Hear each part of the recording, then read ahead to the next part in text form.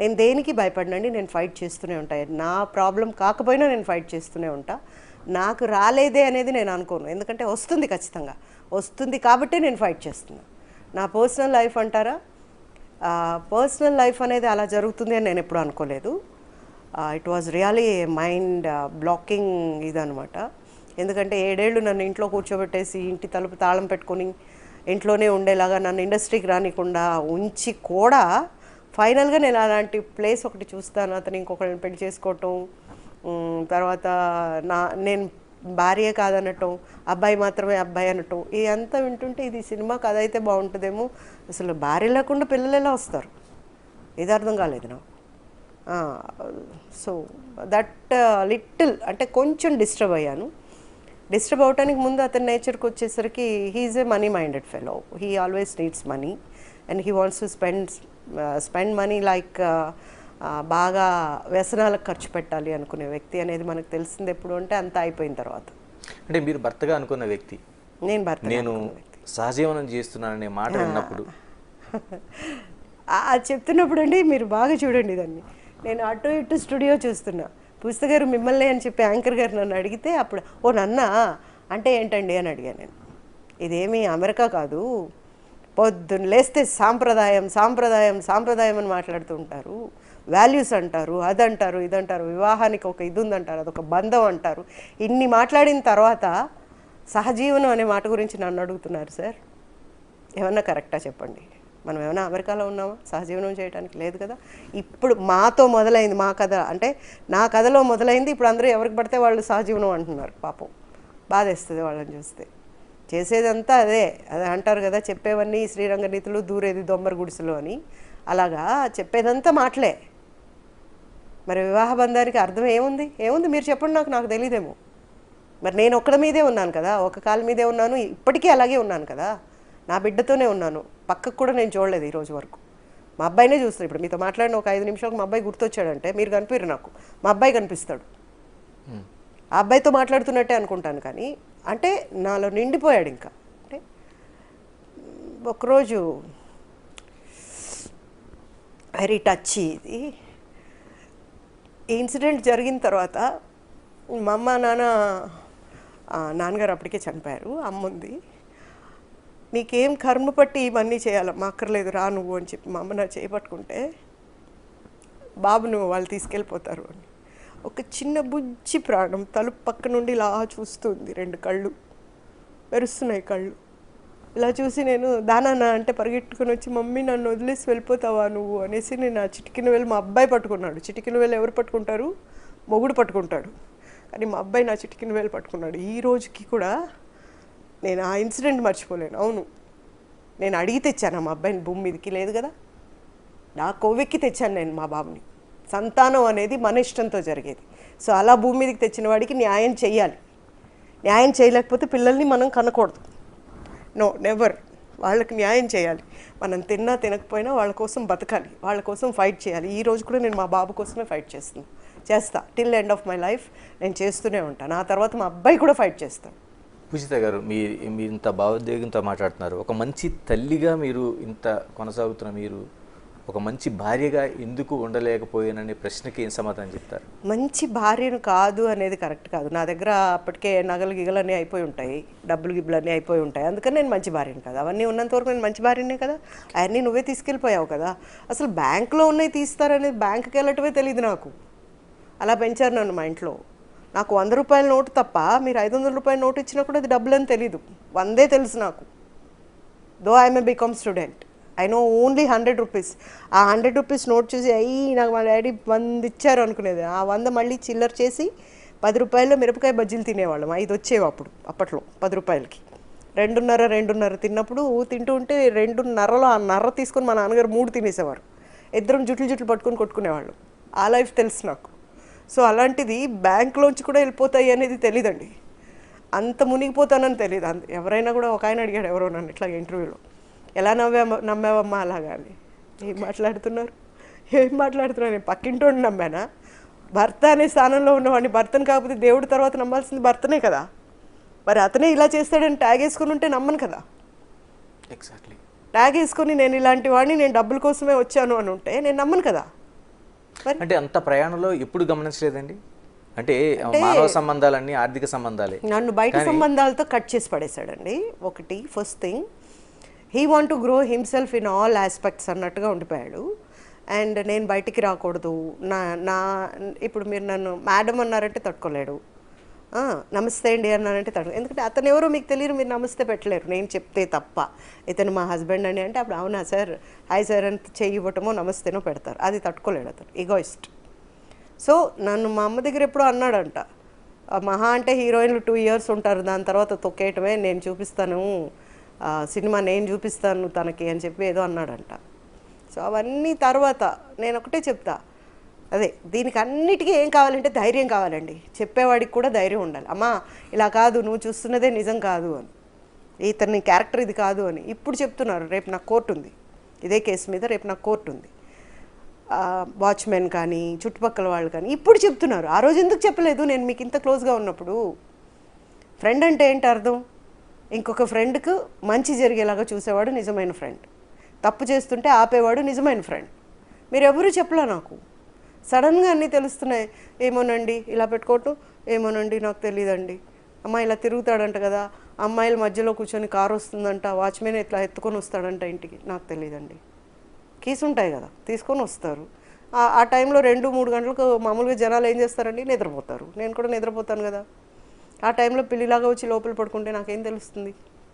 How can I know? ఆ రోజుల్లో అంగీకరించారండి మీ ప్రేమ వివాహమే కదా మీది? అవును, ప్రేమ, పెద్దలు ఒప్పుకున్న వివాహమే. బట్ ఇలా అని తెలుసుంటే ఒప్పుకోకుండా ఉంటేనే బాగుండేదేమో అనిపించింది ఇవన్నీ చూసిన తర్వాత. ఒప్పుకున్న తర్వాత కూడా ఏమో అండి, నేను వాళ్ళ పేరెంట్స్ని లాగాలని కూడా అనుకోను. ఎందుకంటే పెద్దవాళ్ళు, తల్లిదండ్రులు మనకు నేర్పిందే మనలో 75% ఉంటుంది.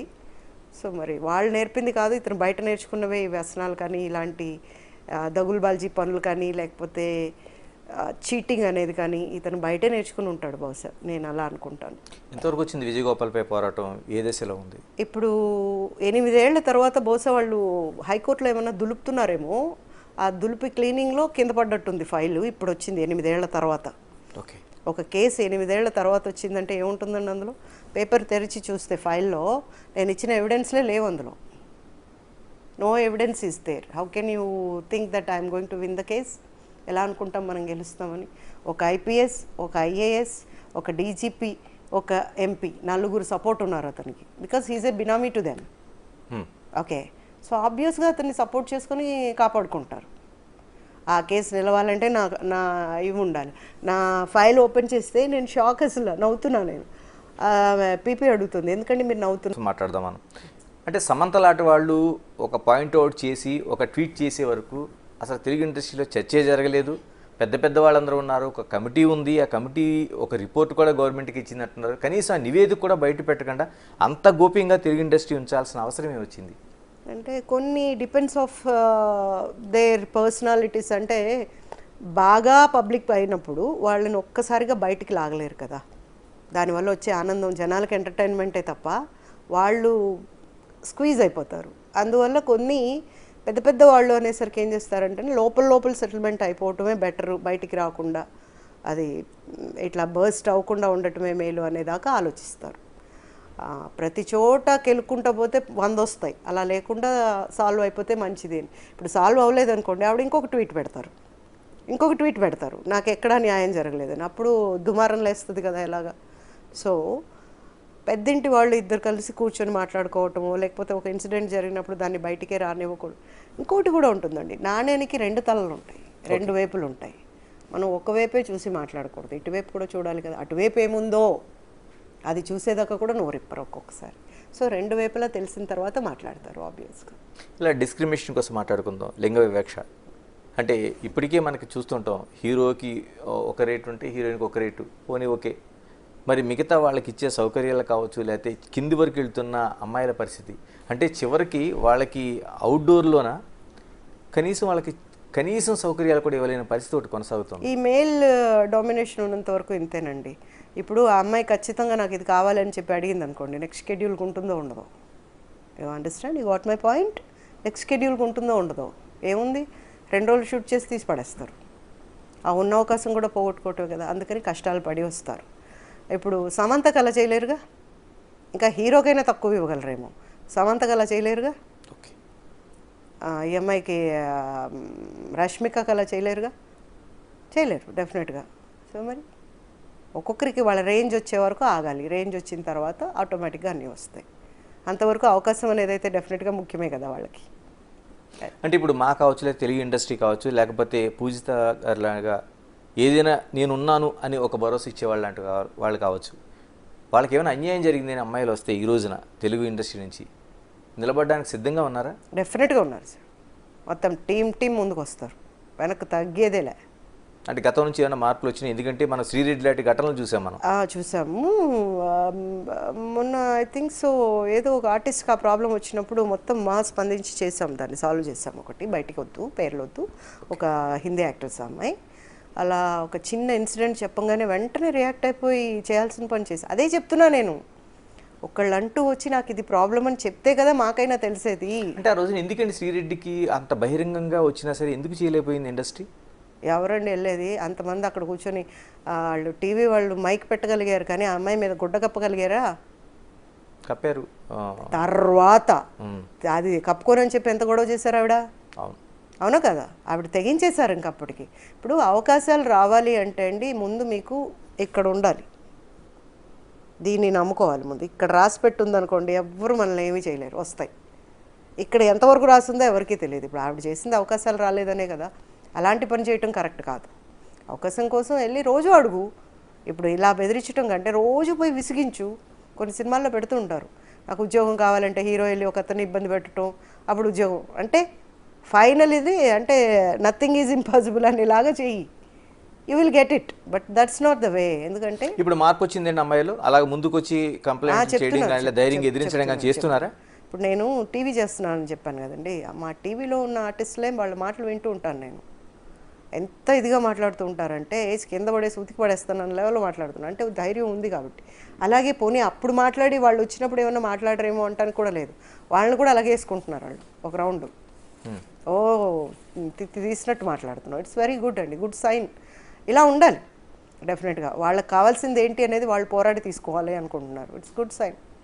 వెల్కమ్. ఇలా మీరు చిన్న బుల్లితెర కోసం మాట్లాడారు. బుల్లితెరలో ఈ మీటూ కావచ్చు, కాస్టింగ్ కావచ్చు కొనసాగుతున్నాయా? ఉన్నాయి అని ఖచ్చితంగా చెప్పను, లేవు అని కూడా ఖచ్చితంగా చెప్పను. ఉండొచ్చు, లేకపోయి ఉండొచ్చు. నాకు తెలిసి అది ఉండదు అనే అనుకుంటున్నాను. ఎందుకు ఉండదు అంటే వాళ్ళకి ఈ ప్రాంతం వద్దు, బయట ప్రాంతం. ఇప్పుడు వాళ్ళకి కావాల్సింది లడ్డు, తిరుపతి లడ్డు కంటే గొప్ప లడ్డు అది. బయట ప్రాంతం నుండి వచ్చేవాళ్ళు అంటే వాళ్ళని తెచ్చుకుంటే చాలు అన్న దీంట్లో అలాంటివి అక్కడ జరిపించి తెస్తున్నారని అయితే అనుకోండి నేను. ప్రజెంట్ వాళ్ళకు ఇది వచ్చేసి ఉంటుంది కదా, ఆర్డర్ వచ్చేసి ఉంటుంది, పైలట్స్ తీయాలి. ఆ టైంలో ఇంక ఇవన్నీ పెట్టుకుంటే ఆర్టిస్టులే దొరకరు. సో అలాంటప్పుడు ఒకళ్ళని తీసుకొచ్చి స్క్రీన్ టెస్ట్లు, ఈ టెస్ట్లు అన్నీ చేసిన తర్వాత ఓకే చేస్తున్నారు. I don't think so this is happening there. But జరుగుతున్నాయంటే జరుగుతూ ఉండొచ్చు కదండి. ఒక వాదన, నేను వితండ వాదనే అంటాను, వాళ్ళకి ఇష్టం కాబట్టి వచ్చి చేసుకున్న వాళ్ళు మేము ఏమీ చెప్పలేము, మేమేమి అనలేము, దాన్ని మీటూగా అనలేము, కాస్టింగ్ కౌచ్ అనలేము అని చెప్తున్న మాటలు. నేనేమంటానంటే ఏ ఆడపిల్ల అయినా ఆ అవకాశాల కోసం నీ పక్కలో పడుకుంటారని ఇష్టపూర్వకంగా వచ్చే అమ్మాయి ఉంటుందండి ఎవరైనా? నాకు తెలిసి అలా ఉండరు. వాళ్ళ ఇంట్లో ఏ కష్టం ఉందో, వాళ్ళకి ఏ కష్టం ఉందో దానికోసం అయితే ఏమైనా చేస్తారేమో. కానీ ఏ ఆడపిల్ల కూడా నాకు కోట్లు ఇస్తానంటే కూడా రెడీ అని చెప్పి వెళ్ళి పడుకోవటానికి అయితే మాత్రం ఇష్టపడదు. దిస్ ఐ కెన్ సే, బల్లగుద్ది కూడా చెప్పగలను నేను. అది ఇంకా ఎటువంటి సిచ్యుయేషన్లో ఆ బిడ్డ అలా చేయగలుగుతుందో తెలియదు కానీ, బట్ అలా అయితే ఏ ఆడది చేయదండి. ఆన్ బట్ పొజిషన్ అనేది కానీ వాళ్ళకి చెక్ ఉంటే, నెక్ మీద చెక్ పెట్టుంటే అప్పుడు ఏమైనా చేస్తారేమో, అంతవరకే. కానీ ఇప్పట్లో అయితే నాకు తెలిసి అలా చేస్తూనే రావాలి అనే వాళ్ళు లేరండి. ఇప్పుడు బాగా టాలెంటెడ్ చూసారు కదా ఆర్టిస్టులు, అబ్బాయిలు కానీ అమ్మాయిలు కానీ వెరీ టాలెంటెడ్. ఒకవేళ టాలెంట్ కాకపోయినా ఈ బెంగళూరు వాళ్ళు అనేసరికి ఎర్రతోలు వేసుకొస్తున్నారు కాబట్టి ఆ తోలు కావాలని దానిని పట్టుకొచ్చేస్తున్నారు. సో వచ్చాక నేర్పుకుంటున్నారు, వస్తుందో రాదో అది దేవుడికి ఎరక. That's the thing. I have seen that.